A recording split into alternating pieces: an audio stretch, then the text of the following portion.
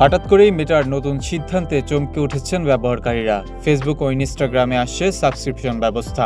মেটা এখন plus subscription চালু করছে পরীক্ষামূলকভাবে। ফেসবুক প্লাস এবং ইনস্টাগ্রাম প্লাস নামেও সেবা আসছে। কিছু ব্যবহারকারীর কাছে ইতিমধ্যেই নোটিফিকেশন যাচ্ছে। ব্যবসা প্রতিষ্ঠান ও কন্টেন্ট ক্রিয়েটররা এতে লক্ষ্য।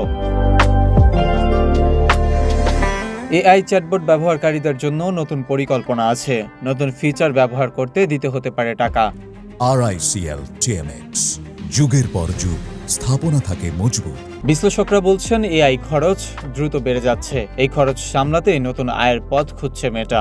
বিজ্ঞাপন ছাড়া আয়ের উৎস তৈরি করা এখন জরুরি। মেটা এআই অবকাঠামোতে $1 বিলিয়ন বিনিয়োগ করছে। শুধু বিজ্ঞাপন থেকে এই খরচ সামলানো কঠিন হয়ে গেছে। তাই সাবস্ক্রিপশনকে বিকল্প আয়ের উৎস বানানো হচ্ছে।